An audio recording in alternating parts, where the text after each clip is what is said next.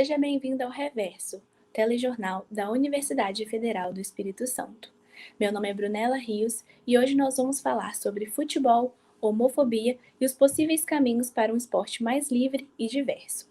Atualmente no Brasil, o número de jogadores que atuam em bases profissionais supera em 90 mil. Entretanto, poucos são os exemplos daqueles que, assumidamente, fazem parte da comunidade LGBTQIA+. Expressar a própria sexualidade é uma barreira pessoal e profissional para o jogador de futebol brasileiro. Este fato é fruto de uma estrutura simbólica que tange também outras pautas, como o racismo. Hoje em dia, mais do que nunca, muitos torcedores e clubes tentam se opor aos cânticos e gritos homofóbicos nos estádios, como ocorrido na última semana de junho, com o protagonismo do Clube de Regatas Vasco da Gama. Não somente os clubes e jogadores devem buscar um espaço na discussão sobre as causas LGBTQIA+, mas também o jornalismo necessita criar uma cultura de diversificação para estes temas. Humanizar estes personagens, expor casos de preconceito e permitir um espaço livre é dever de todos. Para entender esse processo histórico, assim como possibilitar e dar luz a essas causas, o Reverso entrevista hoje o jornalista e pesquisador João Abel. Em 2018, ele fez uma monografia que culminou em seu livro, Bicha, Homofobia Estrutural no Futebol. Por meio deste trabalho, percebeu uma lacuna em assuntos relacionados à sexualidade e futebol. A homofobia se faz presente no futebol masculino, enquanto um ambiente conservador, apesar de seu caráter não elitista. Bom, João, primeiramente, boa noite. Muito obrigada pela sua presença. Boa noite. Vamos começar com a nossa entrevista, né? Bom, é inegável que o futebol é um reflexo da sociedade. A gente encontra elementos como a homofobia, o machismo e também o racismo instituído por meio do esporte. Eu gostaria de saber, na sua opinião, por que o futebol abre tão pouco espaço para essas pautas? Bom, a gente precisa entender o futebol a partir da construção histórica que ele teve aqui no nosso país. Então, por exemplo, a partir da década de 40, as mulheres foram proibidas de jogar futebol por lei. Isso fez com que houvesse todo um atraso, por exemplo, do futebol feminino e fez com que essa cultura do futebol no nosso país, mas também em outros locais, fosse marcadamente masculina, fosse um esporte ali carimbado como exclusivo para homens mesmo. As mulheres só passaram a jogar futebol legalmente a partir da década de 80. Então, isso já denota uma certa exclusão na construção histórica do futebol no nosso país e faz com que seja um esporte que abra pouco espaço, apesar de agora a gente já ter algum tipo de avanço sobre esse assunto.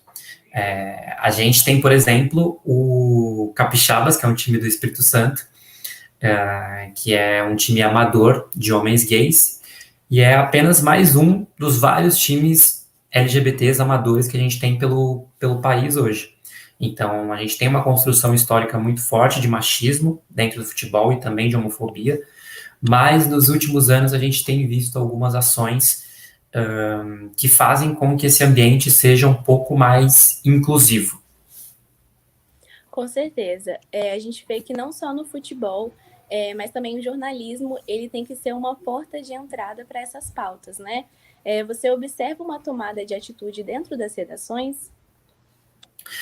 Eu acho que sim, o jornalismo está mais preocupado com isso, especialmente a imprensa esportiva, ela precisa aprender a ser um pouco mais diversa, porque sempre foi um ambiente muito marcado por homens também, assim como é o futebol.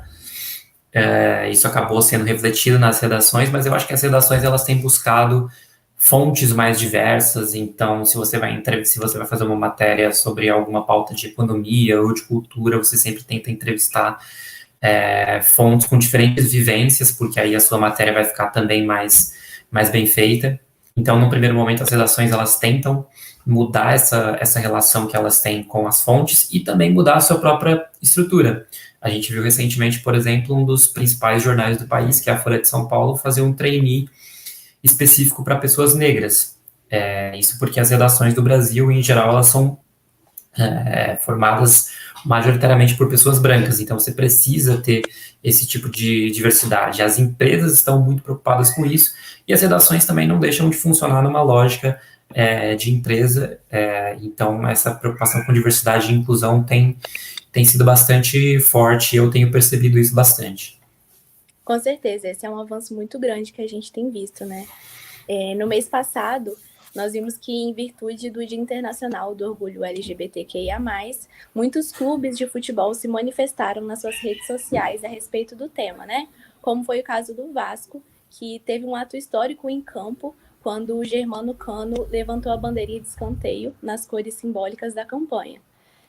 Porém, logo depois, ele foi punido com o cartão amarelo pelo gesto que ele teve, né? Na sua percepção, como esses posicionamentos, né, podem beneficiar na luta contra a LGBTfobia e outras causas sociais? Eu acho que os clubes que se posicionam nas redes sociais hoje em dia pela pauta LGBT, eles se tornaram a regra e não a exceção. Há alguns anos eles nem sequer falavam sobre esse assunto, mas hoje em dia praticamente todos eles fazem posts nas redes sociais. Isso é ótimo porque você comunica com uma faixa de torcedores que antes era muito invisibilizada, praticamente não existia para esses times.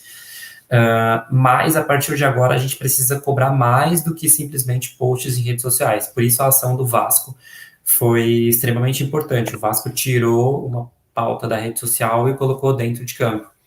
Claro que a ausência de torcida durante a pandemia pode ter sido, infelizmente, ou felizmente, um fator que ajudou o Vasco a conseguir fazer esse tipo de ação dentro de campo de uma maneira mais tranquila, vamos dizer assim.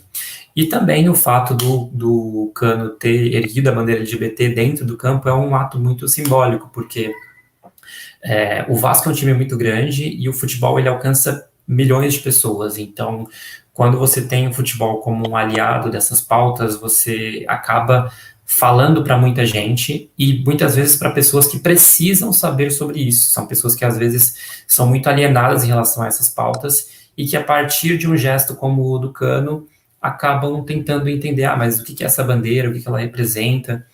Então é muito importante ter o futebol e os clubes como aliados. O Flamengo também fez uma ação durante o final de semana do Orgulho. Fluminense, Botafogo, Sport, Bahia, foram outros clubes que também fizeram ações. Então é importante a gente cobrar que essas ações cada vez mais elas saiam das redes sociais e entrem em campo. Sobre a questão do cartão amarelo, na verdade é uma regra, né, da arbitragem de dar cartão amarelo para quem arranca a bandeirinha de escanteio, então não foi exatamente um cartão amarelo por conta de erguer a bandeira LGBT, mas eu acho que é uma regra, eu acho que faltou um pouco de bom senso ali do árbitro, que poderia ter deixado passar por ser uma mensagem muito histórica e muito simbólica. Com certeza, a questão técnica eu acho que acabou pesando naquele momento, né, deu uma atrapalhada. E a gente viu também que no dia 19 de julho vai ser comemorado o Dia Nacional do Futebol. Como nós, enquanto torcedores, ou até mesmo jogadores de futebol amadores, né, podemos auxiliar em programar um ambiente mais diverso e menos masculinizante. Muito se fala sobre o papel dos clubes, mas e a gente? Como podemos exercer de fato o nosso papel nessa causa? Individualmente, eu acho que cada um pode contribuir buscando, primeiro, se reconhecer como uma pessoa que vive numa sociedade que é estruturalmente homofóbica. Então, a partir do momento que você reconhece isso, você sabe que você tem um problema a enfrentar, e muitas vezes é algo que você precisa desconstruir internamente. Então, individualmente, é você saber que existe esse problema e que você está ali para ser um aliado. Eu falei que os clubes precisam ser aliados, as pessoas também precisam, como vocês bem pontuaram. Então, individualmente, acho que esse é o primeiro passo. E o segundo passo é cobrar que as ações efetivas elas sejam colocadas em prática. Homofobia hoje no Brasil é crime, e dentro do direito esportivo também é passível de punição para clubes de futebol, por exemplo. Já foi decidido pelo STJD.